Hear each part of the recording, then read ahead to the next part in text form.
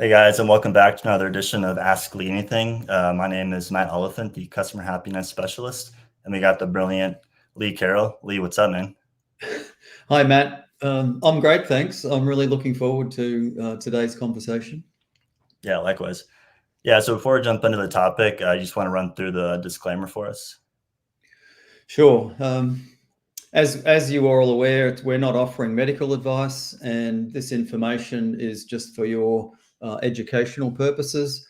And if you've got health concerns or health issues that need support, then I recommend that you go and see your healthcare provider that's got a specialty in mushrooms or herbs.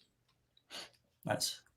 Awesome. Yeah, so tonight's topic is all about supporting immunity during back to school season, which is always a good time, as we segue out of summer into fall. The changing of the seasons can definitely kind of bring up stuff for sure. Definitely. Yeah, what are your kind of initial thoughts on that, Lee? Yeah, well, there's not really a magic bullet, It's the health of the immune system, is a long-term deal, and we have to be, constantly vigilant. But I think that, in the weeks leading up before school starts, for parents that are interested, there are some good options that can be taken, and much of it is kind of lifestyle, and it's not just about the things that you do; it's about the things that you should not do as well. So Yeah. Quality sleep and quality food. Making sure that those lifestyle things are catered for are equally important. In terms of the sort of supplements that you would choose to give, which is where we're focused, but right, just one little bit of the overall kind of picture. Yeah. And I've had kids. I've got a 30-year-old daughter and a 26-year-old son. So it's a long time ago, but I still remember those days and dealing with all of those types of issues. Oh yeah, nice, awesome. Yeah, I guess we'll move into the first question of the day here. So the first question is there such a thing as taking too many immune supportive agents, like, for example, taking echinacea, elderberry, vitamin C, and mushroom extracts all together? Well, it's a kind of a tricky question. I guess the answer is yes, you can take too much. There's all of these herbs and mushrooms and natural supplements. They all have their dosage ranges. So there's minimums and there's maximums. Yeah. So going below a certain dose won't be effective, and going above a certain dose, might not deliver any additional benefit and might just be a waste of money. There's also the issues of quality. So with echinacea, it's possibly one of the most poorly represented herbal supplements on the market. The active constituents that drive the immune system and its benefits are very challenging to retain in the finished products. So they get oxidized by the air, they evaporate, and they get lost in the manufacturing process. So there's actually very few products in the US market that are authentic echinacea in terms of the alkylamides that they contain, for example. But I am definitely a big fan of combining things together. And that list that you just mentioned, is a really good combination if you've got the right quality constituents.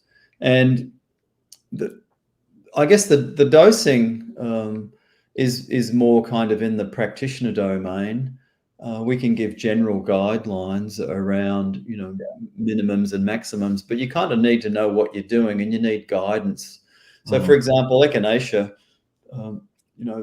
when there's a really challenging situation, the more echinacea the better, just for the few days where things are quite challenging, and then you can back off the dose. But you need to be guided by someone to be effective at that. And I mentioned my two kids. My daughter never had antibiotics under my watch, and she went through all of the normal childhood infections. And as a herbalist, I kind of knew what to do.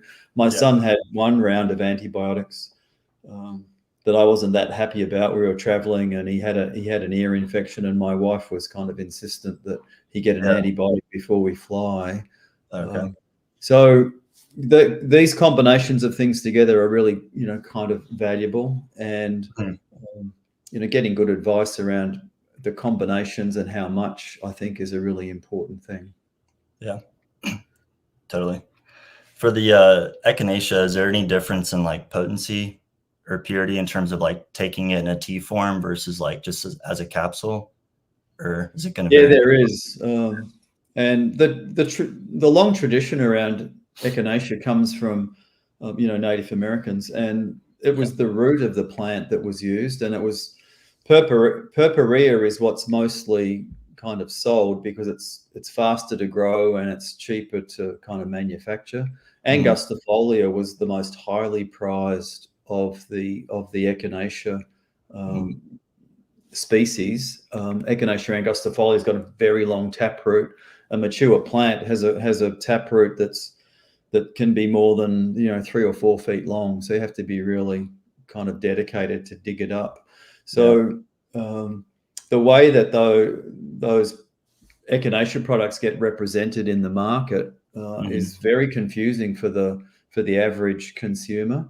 And my advice would be to stick with a root only product, because that's where all the alkylamides are, like in their majority. And if it's got alkylamides on the label, then it's going to be a more effective product. I would not recommend using echinacea as a tea. It's not, in my opinion, a very effective way to do it.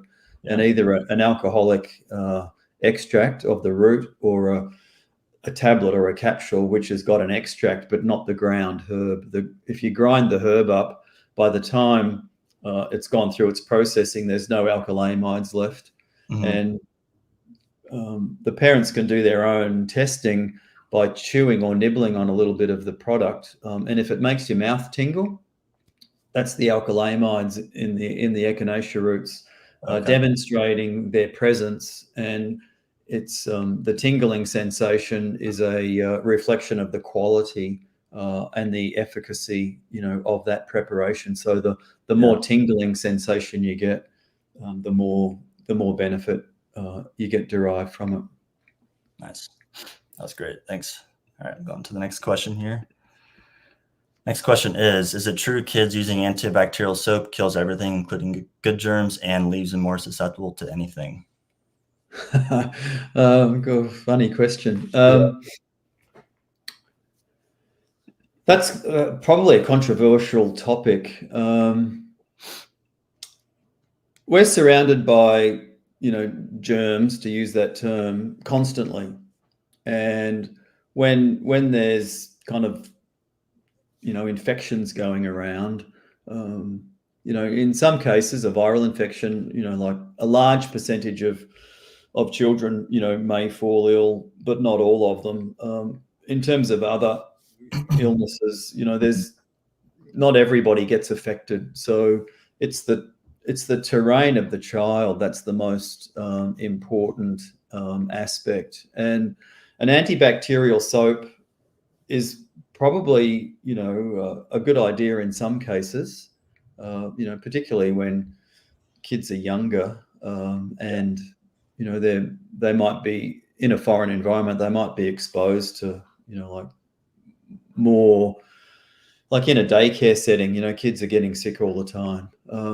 But it can trick the parents into thinking that antibacterial soap actually kills everything, when it doesn't. So those antibacterial soaps don't kill off parasites, for example. And it can trick people into thinking that that's the only thing that you need to do. And it's a much more sound way to think is to, ensure that the child's immune system is as robust as possible, so that, getting ill is not a problem. I mean, it's a normal part of life. It's, we want to reduce the severity. We want to reduce the complications, so it's one thing to have a cold or a flu, but then it's another thing to get the conjunctivitis or the ear infections, or all of the complications that come with that. So it's okay have the illness, but by judicious use of the herbs and the mushrooms that we were just talking about, you can reduce the severity, we can reduce the complications, and you can reduce the the period within which the child's unwell, and then when the illness naturally concludes, they're more vital, they're not as depleted, so they're more able to get on with their lives. And we'll get into the discussion as we go, but there's some really good studies that demonstrate that some mushrooms in a younger childhood cohort do all of those things that I was just saying, but also reduce the number of infections in a year. So there's not as much of it. So I don't think that the soap, coming back to that direct question, leaves them like more susceptible to anything. That concept is more applicable to the use of antibiotics and what that does to the natural communities of bacteria in the gut. And I think the gut's a really important place in terms of the immune system, and the populations of bacteria that are there are very, very significant and instrumental in having a healthy and normal and robust immune response. And there's some really interesting data that we can talk about, along those lines. Totally. And as far as antibiotics goes, does it, for the most part, tend to clear out, I guess, both the good and the bad, like bacteria in the gut, or is it favoring more the bad? Or obviously, it's going to vary for a lot of reasons, but yeah, well, that's the challenging question. And under certain conditions, I don't have a big issue with the use of antibiotics, but they often get overused, and because we live in a world where we don't integrate the traditional knowledge and the complementary and integrative thinking with conventional practice. Medical doctors tend to over rely on the use of these things, and an antibiotic is very highly specific for certain types of bacteria, and it will indiscriminately kill any bacteria in the class that it's designed to deal with. So you can have extinction, it's a strong word, but I think it's the accurate word.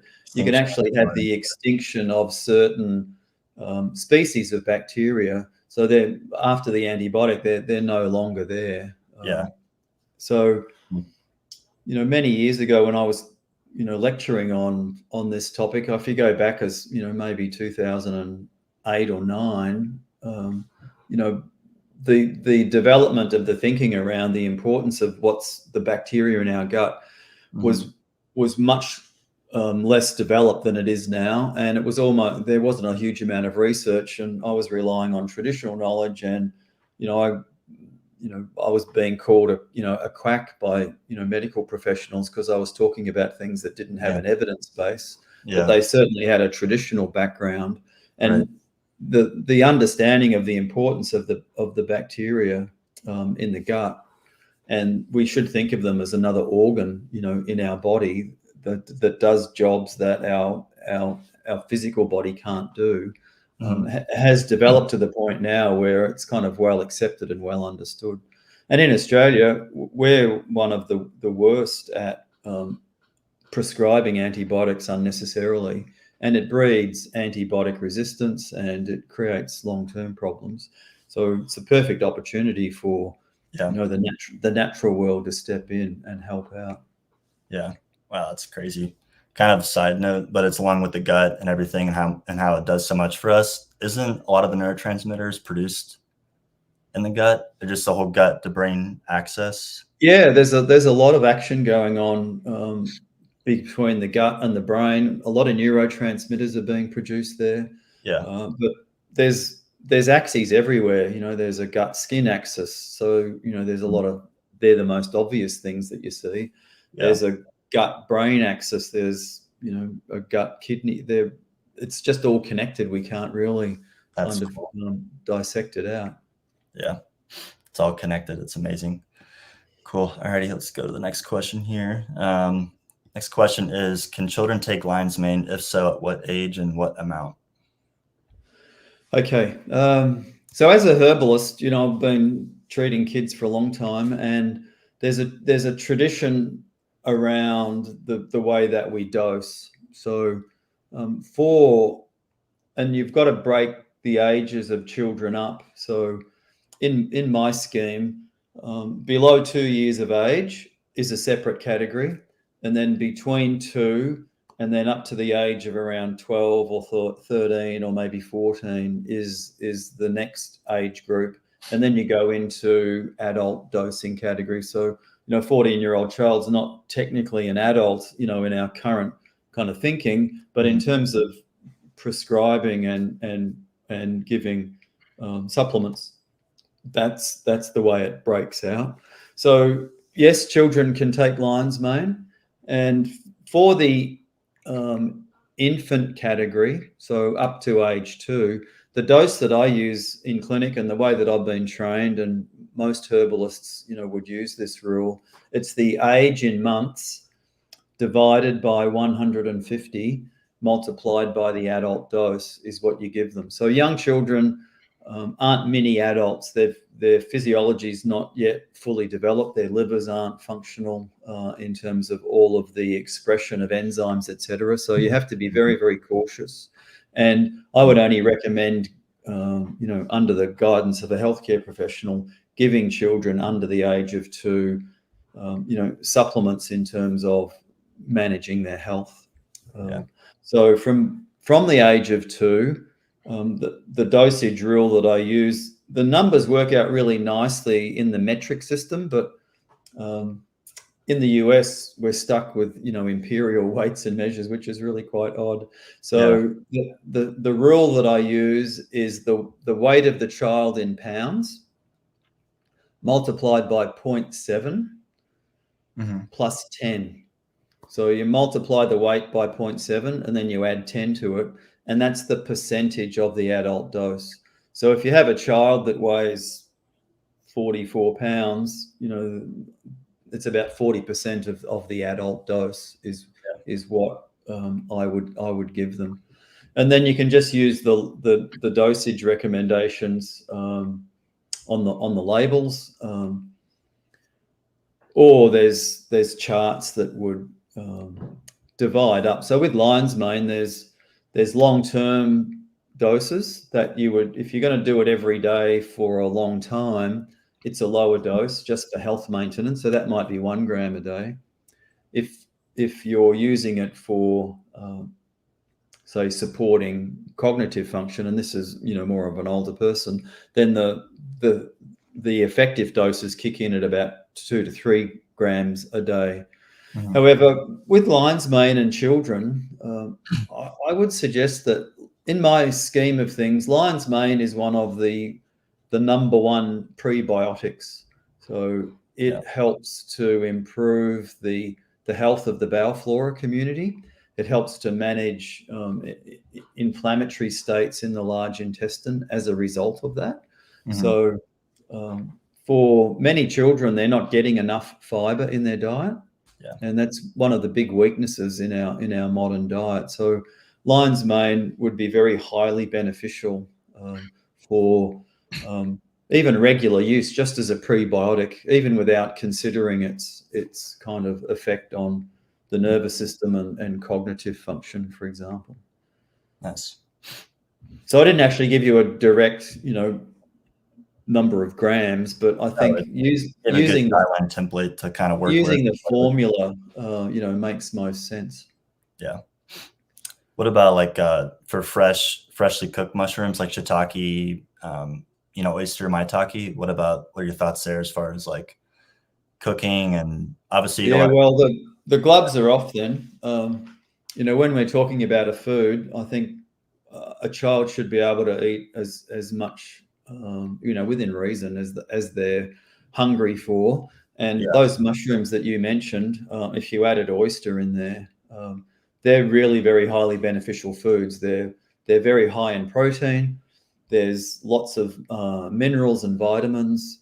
and the complexity of all the beta glucans, etc., play a really important role in ensuring that the immune system is optimal. And if I had if you're on the proverbial desert island and you've got a child and you can only have one mushroom as a food, Yeah. like what would that be? Oyster mushrooms got excellent evidence in children. So it's probably not the only mushroom, but if you want to be guided by the evidence, feeding your children oyster mushrooms on a regular basis as a food would have a really significant impact on their bowel flora and on their immune function. And children that get oyster mushroom on a regular basis, they have less infections. Those infections resolve more quickly. They're less severe. They have less complications in terms of the infected ears and the conjunctivitis, etc. And the number of infections over the course of a year are significantly reduced just with oyster mushroom. So if you're wanting a food, I think shiitake probably performed the same, but those trials haven't been done. So those food ones that you mentioned, the more you eat, the better. I think oyster's a good choice. It's pretty freely available. It's not hugely expensive, and it's got quite a benign flavor. So you can puree it and add it to a food, and the child probably wouldn't even know that it's in there.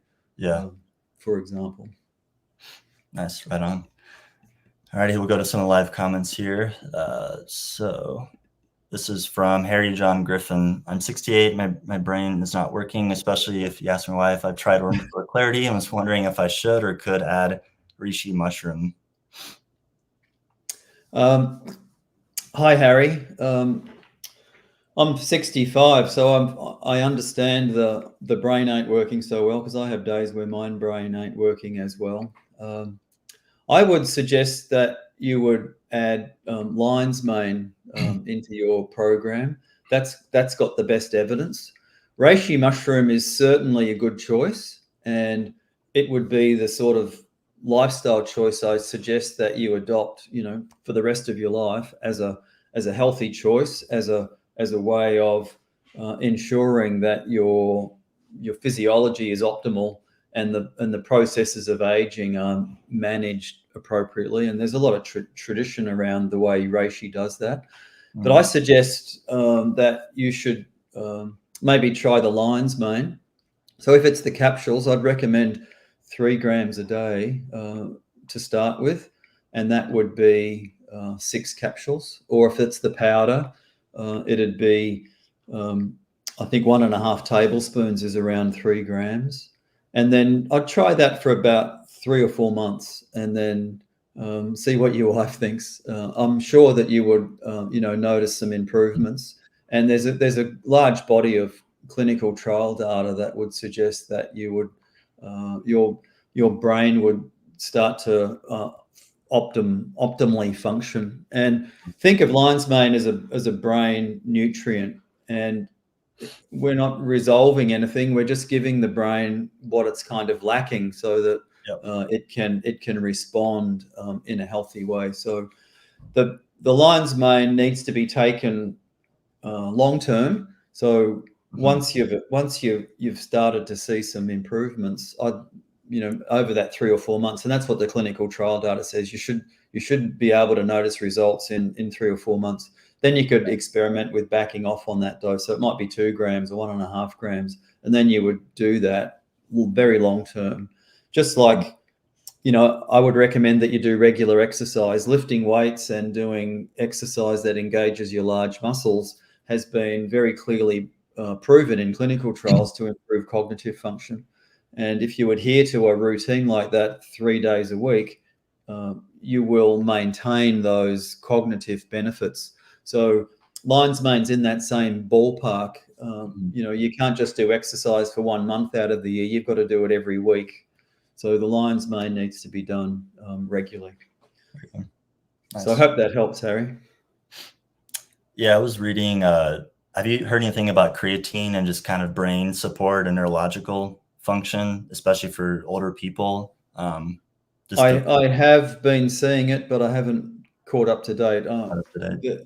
There's a fire hose of information, coming at us, and Oh no, it's impossible to keep up. keep up. No, I hear you. Yeah, I just been hearing a lot about it, and a lot of podcasters in the health space have been talking about it, and there's some interesting research on it, and also from just like strength training and just overall health and longevity. Yeah, and getting enough protein. And as we get older, it's we're not always eating enough protein. And the exercise that we do, muscles, we shouldn't just see them as things that allow us to lift things and move and run and walk, but they're an organ, and as an organ they play really important roles. And when you exercise, muscles release factors that have positive influences, and one of those things is a protein called irisin, which improves cognitive function. So when you actually lift the weights, you're endogenously, internally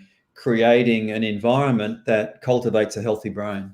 Yeah. And you only get that if you actually move. So I'm a big fan of find what you love to do and do it regularly. So for me, I swim, and I ride my mountain bike or my road bike, and that keeps me in shape.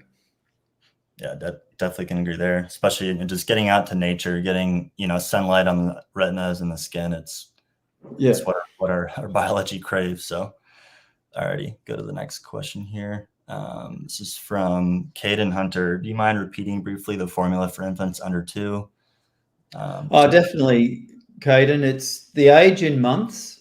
So if it's 10 months, so it's the age in months divided by 150. So if it's 10 months, it's 10 divided by 150. And then that is the percentage of the adult dose that you use. Awesome. So if it was 10 over 150, let's make the math even easier. If it's 15 pounds divided by 150, then it's 0.1 of the adult dose. So if the adult dose is 1 gram, it's only 0.1 of a gram or 100 milligrams. Gotcha. Awesome. That was good. All right, go back to the questions here. So what foods are best for boosting immunity, especially during busy school days? It's a good one. Yeah, well, in terms of foods, as I said in my opening remarks, it's about the long-term approach. You can't just change the diet on like the first week back at school and kind of expect changes. So, and it's not just about what you do, it's what you should not be doing. So I think the best approach is more of a whole food type of diet. So reduce the amount of, and I'm just being kind of generic, man-made foods, less processed foods, and more foods that are whole. So fruit rather than fruit juice, nuts, rather than a processed bar. So the more wholesome the food, the more natural it is. I think the more benefit that you get in terms of immune system function. And it's not always easy to get children to eat the right sorts of foods. So we could say eating mushrooms is a really good choice as a component of that more kind of whole food diet.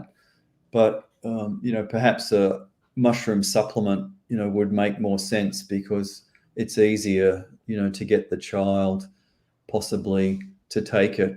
And then reducing the amount of sugar in the diet is a really important thing, and increasing the amount of fiber. So if the child's not willing to eat enough kind of foods as I've just described, then maybe a fiber supplement as a drink might be a good idea. So you could make a smoothie that might have blueberries in it, which are really healthy, low glycemic food, and then in there you could put fibrous foods like chia seeds or even psyllium husks. There's a long list of fibers, partially hydrolyzed guar gum, etc. Yeah. Flax seeds. Nice. Those are good. Alrighty, let's see here. Kind of go back to the questions with kids. Are there any medicinal mushrooms that are not safe for kids? The answer is no. Just like there's, no kind of there are some herbs that are unsafe for kids, but if you follow those guidelines, so the age in months divided by 150 times the adult dose, for under 2, then, and when you're using functional mushrooms, for kids in this setting, under the age of 2, you would only will predominantly be doing it, because there's some health issue that you're wanting to address. So, you wouldn't just give mushrooms to children under the age of 2 just because you think it's a good idea. Right. They're ideally, drinking breast milk, etc., or if not, like a well-developed formula. Although mushrooms have got a compound in them called chitin. So the real mushrooms products that are 1-in-1 extracts are the whole mushroom, nothing's left behind. So it's the extracted mushroom that's fully ground up and converted into a powder. And if you put some in water, some of it would dissolve and the rest of it would kind of sink to the bottom. So the stuff that's not soluble is chitin and beta-glucan complexes. And chitin mimics some of the proteins in human breast milk. So the chitin encourages the development of the bifidobacteria in the same way that breast milk does. So breast milk's not just nutrition. There's like any animal milk has got proteins in it that are designed to be non-digestible, and they feed the bacteria so that the developing animal, child in this case, gets a healthy microbiota. So in some cases, young children might do well with functional mushrooms to help support their bowel flora. And healthy choices there would be the oyster mushroom that I mentioned, or shiitake, so the ones that are in the food category. But from real mushrooms, I think the tremella would be, another option there as well. Yeah, nice. What about like ergo and just kind of children immunity and immune support? Yeah, well, that's a good thing to raise. Before I answer that, I should say, well, I wouldn't be giving very young kids chaga or reishi just because I've heard they're great mushrooms. They're in that sense, they're kind of more in the medicinal kind of category. But ergothioneine is a really interesting topic in this setting, and it hasn't fully kind of penetrated the consciousness of the population en masse, like vitamin C has. You ask someone on the street, everybody would say, "Oh, yeah, I've heard of vitamin C," or "Yeah, I know about it." But you ask them about ergothioneine, they'd say, "Ergo what? What is that?" So ergothioneine is an important molecule that our body needs, and there's a developing body of research around its importance. But in our gastrointestinal tract, we have got transporter proteins. So we've got little doorways that allow that ergothioneine, which is a type of amino acid, to come into the body. And then all of the cells and tissues in our body have got these same doorways that allow that ergothioneine to come in. And it plays a natural role in our cellular functioning. So it acts as an antioxidant, and it also performs some really important roles in mitochondria to improve mitochondrial function. And in lactating breast tissue, the expression of those transporters increases by 4 times in humans. So if a woman's breastfeeding, there's this intuitive knowledge that we have no conscious control over, clearly, that is giving that child, a nutrient that they actually really desperately need in terms of their development of particularly their nervous system. Mhm. So in young children, ergothioneine plays a really important role. We don't fully understand, the extent of it, but it's a conditional nutrient. It doesn't yet have the status of a vitamin, but I think it is a vitamin, and it's a really essential nutrient, which is very often overlooked, and it plays very important roles in immune function and in the way that the immune system mounts its natural defenses against, the normal processes, that the immune system engages with. So it's part and parcel of normal and healthy neurological and physical development, and also in terms of the way that the immune system functions. And in adults, surveys have been done, and we probably need more data to be fully conclusive about this, but researchers suggest that adults need about 5 milligrams of this stuff a day. And in the population data that's been analysed, in America, the average person only gets about 1.1 milligrams. So everybody needs to top up their ergothioneine by eating more mushrooms or by taking a supplement. And I think that 5 milligrams is probably applicable to children as well. So children need 5 milligrams of ergothioneine a day. And the real mushrooms, Ergo Plus, from oyster mushrooms, which, interestingly is, in terms of the evidence, it's got the best evidence for supporting immune system function in children, is an ideal candidate. And just one Ergo Plus capsule a day, and if they can't swallow a capsule, you just have to open it up and mix it into some food or water. It's got a very benign taste. It's a very important part of a healthy diet. Man, it's amazing. Yeah, I would definitely label it as a vitamin or beyond that. It's pretty powerful. Its benefits from just, from birth to just the whole life cycle of being a human. It's amazing. Yeah, we're going to get more familiar with the name. It'll become a household name in the next 10 years, I think, for sure. Yeah, it's awesome. All right, let's go to the next question here. Next question is, can certain lifestyle changes like reducing screen time or social media use improve my immune health? Definitely. I think that there's even evidence, although I can't quote any off the top of my head, to support that. And the average US adult scrolls through an Empire State Building height of feed on their social media every day. So we're being fed like algorithmic information, which amplifies negative kind of behaviors, cynical kind of behaviors, which are, the algorithm is sort of targeting quite a small number of influencers, and that stuff gets more heightened and more popular.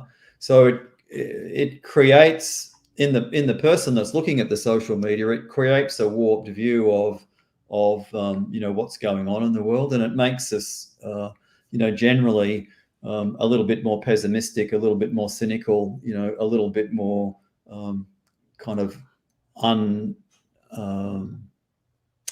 a little bit more cautious about how we interact with the world.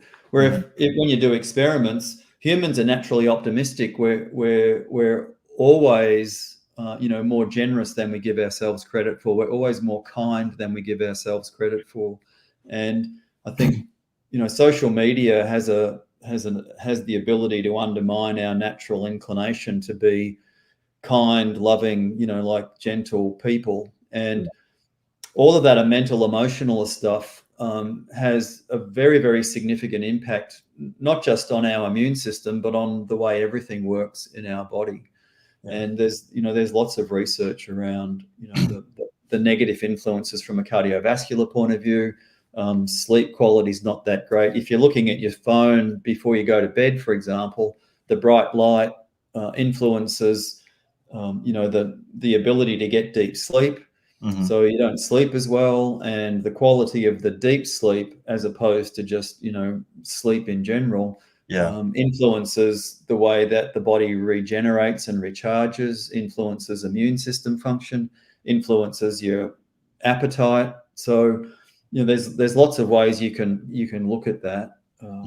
So yeah, I would. It's easy to say.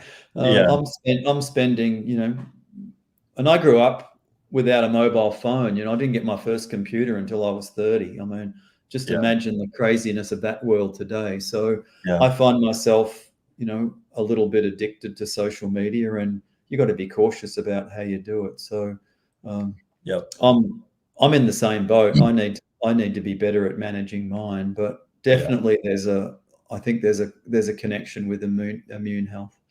Yeah, totally. Yeah, plus I think and we've got photoreceptors on our skin, and I think even if you wear like blue light blocking glasses, you probably could still be disrupting that melatonin, just kind of winding down before bed. Or have you heard anything about that? Those blue blocking glasses are probably a good idea. But it's not the only answer. Making sure you turn the night light on if you're at your computer. Turn the night light on so that you change the color of the screen. I mean, I actually notice a difference in my quality of my sleep when I do that. Yeah, I have my blue light off on my screen, so it's some more warm tone. But in terms of measuring the effect and the benefit, I think the screen time and the social media, there's measurable effects there, but lifestyle changes like improving the quality of your diet, improving the quality of your exercise and the regularity of that, and ensuring that you have a diet which supports your immune system. And that would be, from my point of view, like including mushrooms on a regular basis. They're probably more significant contributors to immune health, and the screen time and the social media is kind of a bit more peripheral. Yeah, that's a good way to put it. Nice. Alrighty, next question here. What do you think is the most underrated tactic modality to support one's immune system and overall health during the school season? Oh, that's a tough question. The most underrated tactic. Well, I guess from my point of view, the average kind of parent, I don't think fully appreciates the benefit that the immune system can receive by using supplements on a regular basis. And we tend to go to supplements when we're not well. We're like, something's going on. I need to fix it. Let's take something. A much better tactic, and I guess the underrated aspect of this tactic, is that supporting your immune system is all about having a healthy, robust immune system and not treating the condition when it happens, but having an immune system which can respond in the healthiest possible way when that does happen, because we're going to get sick. We can't, that's just a fact of life. And it's unhealthy not to get sick, particularly as a child. You need childhood infections to educate the immune system. You need to be playing in the dirt. You need to be grubby to educate the immune system to be, fully aware of all of the things that it's got to deal with, in its adult life. And, the hygiene hypothesis, suggests that, the cleanliness of the modern world is actually detrimental, to our health. So I think that because mushrooms are like functional food, I think that's a really underrated aspect, to it. And clearly I'm not technically an old man, but I'm heading that way. And I've had many, many years doing this, and you would think that I'd worked it all out in terms of the supplements. But in the last 4 years since I've been doing mushrooms daily, my immune system has become more robust than it ever has been. And I've been taking handfuls of herbal pills, for 25 years, avidly, and I didn't think it could get any better, but introducing mushrooms has taken me to the next level. Yeah. So your children can experience that as well. It just needs to be built in as a regular part of the the lifestyle, and not seen as an intervention. Yep. Totally. Yeah, I would kind of like going off of that. I think for just, supporting immune health, and plus they're developing, just getting enough adequate sleep definitely rings a bell for me, since most kids at that age aren't, lacking on the sleep department. So I think that would be another key one for sure. Yeah, I agree with you. And in terms of mushrooms, it doesn't really matter which mushroom you choose. I don't think Yeah. they all have a specialty in supporting, the immune system. So 5 defenders, might be the simplest place to go, because, there's a little bit of the key mushrooms that, support immune system function. And in terms of foods, I'm a big fan of eat as many shiitakes as you can, eat as much oyster mushroom, eat as much, portobello. But we typically don't do that. We typically just focus on I just eat the white button mushroom. You don't get any other kind of mushroom support. So combining mushrooms together makes a lot of sense. And just like combining herbs together makes a lot of sense. So that 5 defenders, plus some ergothioneine is possibly a good place to start. Nice. All right, go to some of the live comments here. So Maria K says, any research or experience with combining CBDA or CBGA with mushroom powder, like 5 defenders for synergistic benefits for inflammation? Maria, I don't think there is any research yet combining those very highly specific cannabidiol molecules with mushroom powders. But that doesn't mean to say that there isn't any kind of synergistic benefits. I think that in a modern world, we can get caught up in the hype around the marketing of new things. And I'm not an expert in the individual molecules of, CBD or CBG, although, I was across the cannabidiol space, in general. I think that in terms of supporting what you're asking for, I think the mushroom powders, generally are more holistic, and the individual cannabidiols can be expensive, and they might be more applicable in terms of that intervention type category, rather than a lifestyle thing that you would use to manage, inflammatory states. And there's plenty of herbal medicines like bioavailable curcumin from turmeric is, a wonderful and highly researched medicine. So, I mean, if you're just asking generally around combining things, turmeric's always one of my go-tos in terms of inflammation, and that would combine really well with a product like 5 defenders. Nice. Alrighty, got another live comment here. This is kind of a fun one. Polymathing says, least favorite ways to cook mushrooms. Well, I've got a few favorite ways. I like the taste of fried food, like most people. So it's pretty hard to beat a mushroom fried in olive oil with some garlic. And that's a quick and easy way to do it. I had fried shiitakes and spinach last night as a side on some oven baked chicken, and it was delicious. But I put mushrooms in a lot of things. So I put lion's mane powder on top of my button mushrooms when I'm frying them, to give them some more flavor and to give them a little bit more therapy.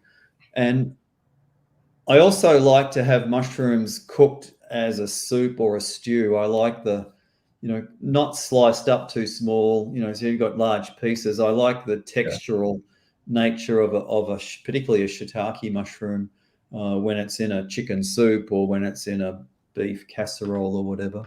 Yeah. So there's a couple of ideas.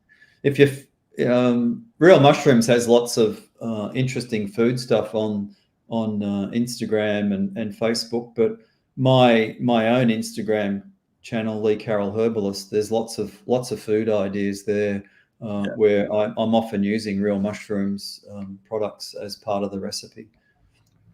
Nice. Have you ever added lion's mane powder to like a egg stir fry before? Oh yeah, definitely. That's a great thing to do. I use the lion's mane powder a lot. Nice.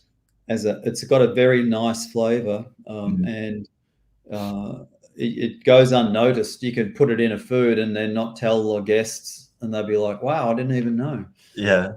Sneak it in there. Add a Sneak little. it in there. Nice. All right, I'll go back to the questions here. This is a good one. What role does hydration play in supporting my immune system during the school season? Good. Well,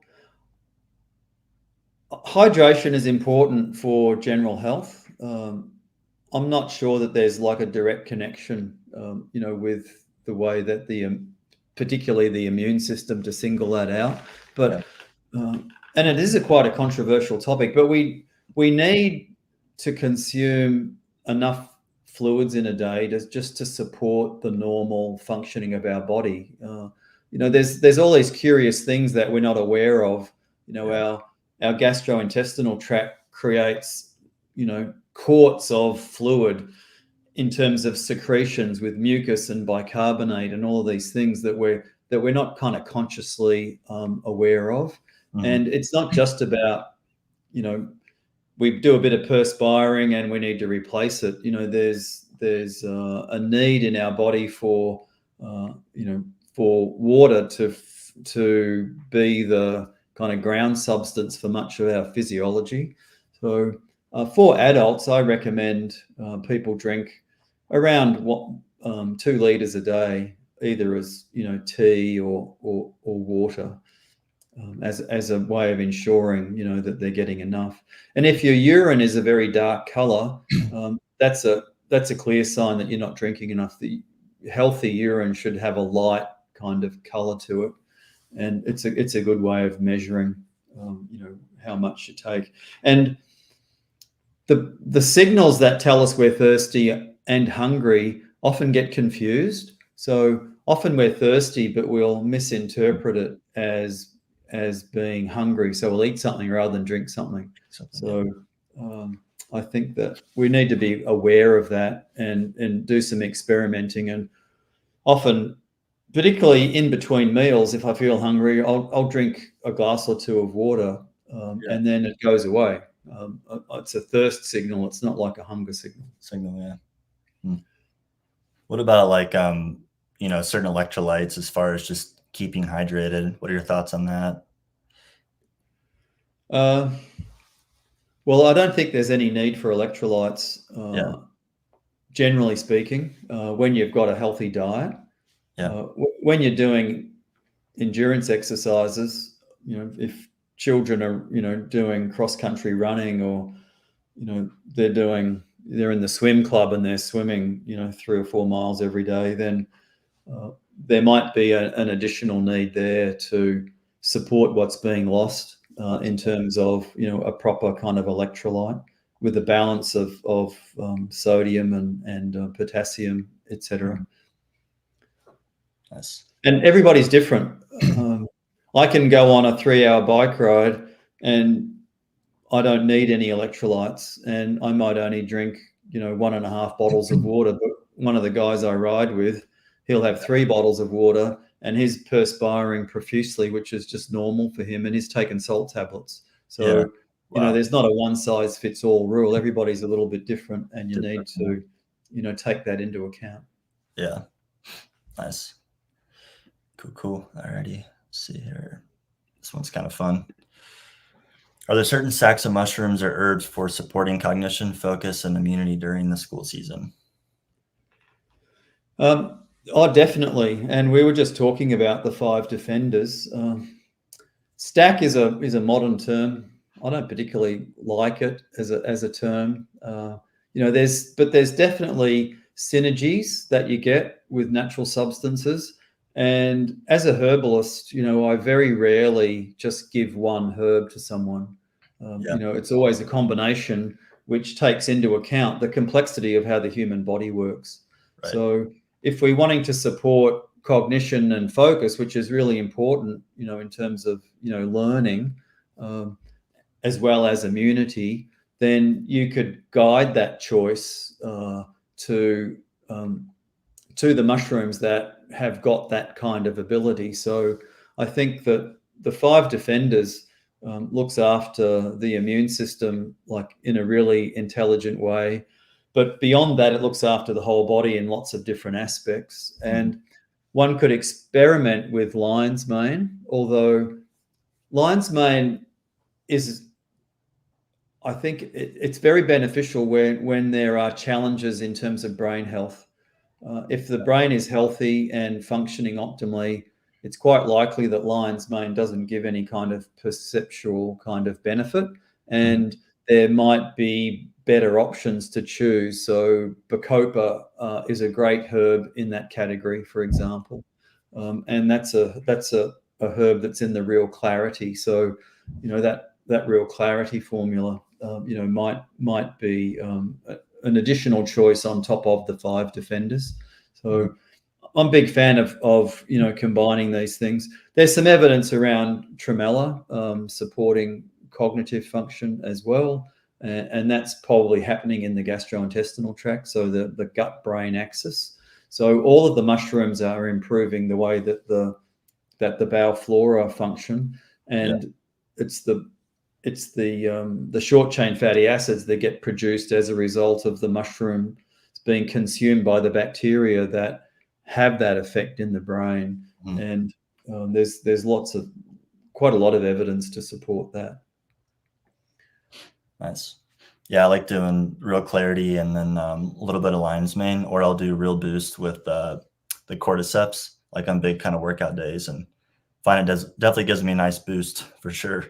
So yeah, and that's sometimes we have to experiment with these things to work out, just what's right for the person. And that's the challenge, like in a retail setting, is that everybody's different, and it's hard to be prescriptive, for an individual without having all of the details. Yeah, sure. Alrighty, got time for one more here. So last question is, if I'm noticing that I'm coming down with something, what immune supportive practices would you recommend I explore? Yeah, that's a great question. So in this context, it's my experience now that with regular consumption of mushrooms, where the body is much more capable of kind of fending off any kind of threatening infection. So the history of mushroom use will mean that your